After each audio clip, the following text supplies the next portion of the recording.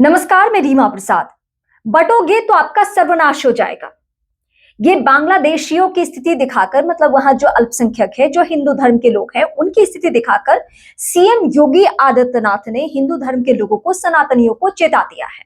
और इसके साथ एक सवाल उठाया है कि ये चुप्पी क्यों, ये सेलेक्टिव चुप्पी क्यों? बांग्लादेश में अल्पसंख्यकों के ऊपर कोई हमला होता है, उनके साथ कोई बुरा सलूक होता है, तो ये फेविकोल लगा के चुप क्यों लोग हो जाते हैं?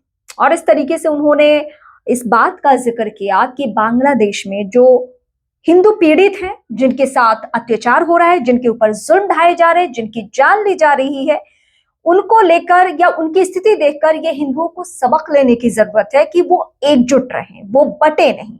अगर वो बटेंगे तो उनका सर्वनाश निश्चित है। ये सीएम योगी आदित्यनाथ ने हालांकि पहली दफा नहीं कहा है। इससे पहले विधानसभा के सत्र के दौरान भी उन्होंने इस बात का जिक्र किया था और बांग्लादेश में हिंदुओं की स्थिति को देखकर उन्होंने चिंता जाहिर की थी और यहाँ के हिंदुओं को भी आगाह किया था। वैसे इस वक्त प्रयागराज में जो स्नान का दौर चल रहा है, उसको देखते हुए उन्होंने कहा भी है कि हमें दिख रहा है कि पहले की तुलना में सनातन धर्म के लोग एकजुट हुए हैं, एक साथ आए हैं, लेकिन ऐसा नहीं है कि अब आगे आने वाले वक्त में आप जाकर खामोश हो जाए। इसलिए बांग्लादेश की स्थिति को आप देखकर समझ जाइए, संभल जाइए, नहीं तो सर्वनाश हो जाना है हर हाल में।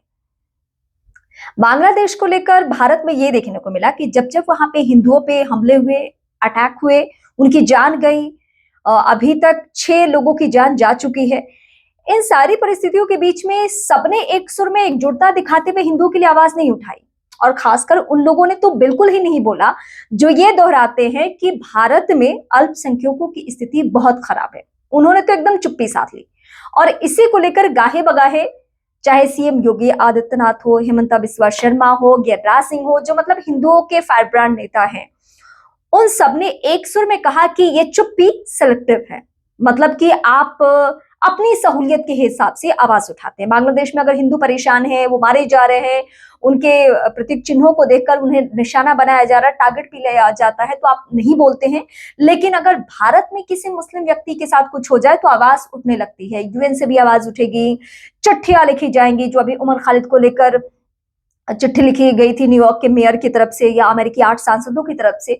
लेकिन जब बांग्लादेश में कुछ होगा, हिंदुओं के ऊपर अत्याचार होगा, तो कोई कुछ नहीं बोलेगा। और ये दिखा भी, आपने देखा होगा कि दुनिया के किसी देश ने बांग्लादेश में जो हिंदुओं की स्थिति है उसको लेकर कुछ भी कमेंट पास नहीं किया। और इसीलिए सीएम योगी आदित्यनाथ ने बार बार, एक बार नहीं कई दफा उन्होंने दोहराया है कि बांग्लादेश में हिंदुओं की स्थिति देखकर आप संभल जाइए, सबक लीजिए और बटिए मत, एकजुटता बनाए रखिए। अगर एकजुट आप नहीं होंगे तो सर्वनाश आपका हो जाएगा। इस तरीके से उन्होंने कमेंट किया है।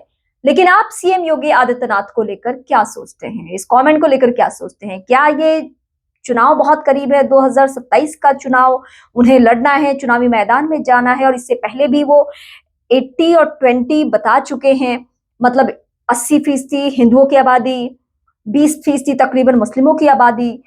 तो क्या वो इस समीकरण, वोट बैंक के समीकरण के लिहाज से वो कमेंट कर रहे हैं हिंदुओं की स्थिति पर, अपनी सहूलियत, अपने फायदे के लिए कर रहे हैं, या वाकई नेता हिंदुओं को लेकर फिक्रमंद है? आप मुझे कमेंट करके बता सकते हैं।